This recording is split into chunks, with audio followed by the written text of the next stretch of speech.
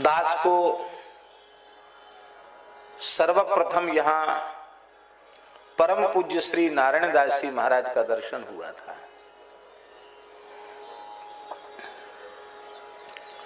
डाकोर जी दर्शन करने आए थे। किस सन की बात है दास को स्मरण में नहीं है, सन का स्मरण नहीं है, किस सन की बात है, लेकिन पूज्य श्री नारायण दास जी महाराज उस समय विराज रहे थे और दास डाकोर जी दर्शन करके यहां से बड़ौदा अहमदाबाद से कहीं जाना था। तो यद्यपि विलंब हो रहा था, लेकिन हमने कहा नहीं, श्री नारायण दास जी महाराज बड़े सिद्ध संत हैं, उनका दर्शन हो। तो पता नहीं कौन सा समय रहा होगा, बड़ी भारी भीड़ थी यहाँ, बाहर तक रोड तक लाइन लग रही थी, दर्शन की बड़ी पंक्ति लग रही थी। तो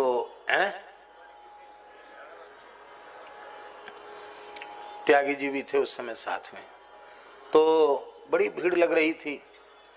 हमारे साथ वालों का आग्रह था कि महाराज जी के निकट जाकर दर्शन करेंगे, तो दूर से ही ज्योति को, यहाँ सब प्रांगण में भीड़ बहुत थी, तो प्रणाम किया। प्रणाम करके महाराज को भी, पूज्य श्री नारायण दास जी महाराज को दूर से ही प्रणाम करके हमको जाना भी था, जाने लगे। पर उनकी जैसे ही दृष्टि पड़ी, परिचय की भक्ति तो सर्वत्र देखने को मिल जाती है, पर केवल संत का वेश देख करके, संत तो हम कहां बने हैं, केवल संत के जैसा नक्शा बना लिया है, संत नहीं है। संतत्व के लक्षण अपने में दिखते नहीं, उनकी गंध भी नहीं दिखती, पर गुरुजनों ने कृपा करके संत वेश दे दिया है। उस वेश के प्रति पूज्य श्री नारायण दास जी महाराज की उस आदर की भावना का आज भी हम अनुभव करते हैं, तो हमारा हृदय गदगद हो जाता है। बिना किसी परिचय के उन्होंने देखा कि कोई संत दूर से प्रणाम कर रहे हैं, तो उन्होंने तत्काल भीड़ रोक दी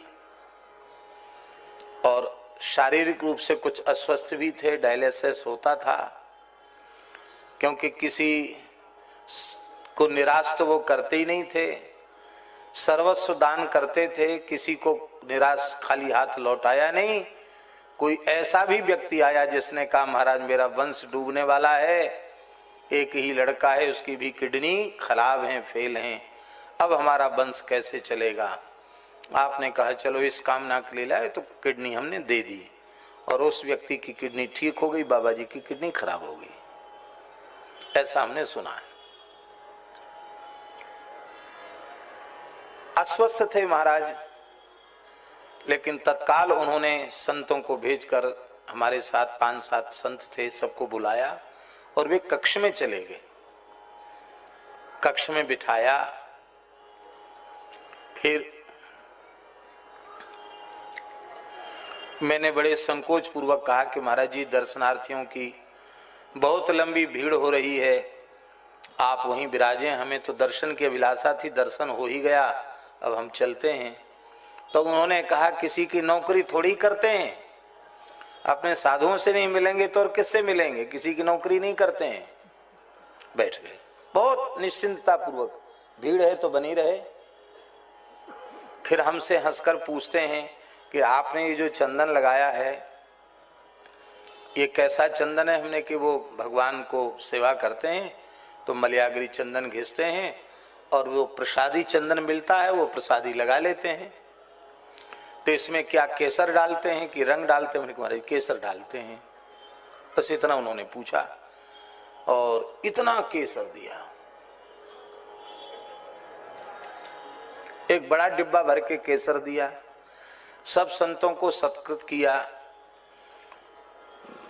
कुछ वस्त्र और भेंट आदि करने लगे। तो मैंने उनको बड़ी विनम्रता पूर्वक कहा कि महाराज जी, हमारे पूज्य गुरुदेव श्री पहाड़ी बाबा महाराज ने आज्ञा किया था संतों के यहाँ से नहीं लेना। बोले आपको अपने गुरुजी की आज्ञा है, तो हमारे यहाँ की भी परंपरा है, हम तो खाली हाथ संतों को कर नहीं सकते हैं, आपको नहीं दे रहा, आप किसी भी काम में लगा देना। सब संतों का सत्कार किया। वह प्रथम दर्शन था। उसके बाद कई बार यहाँ आने का, एक दो बार आए भी, दर्शन भी किए, कथा की भी योजना बनी।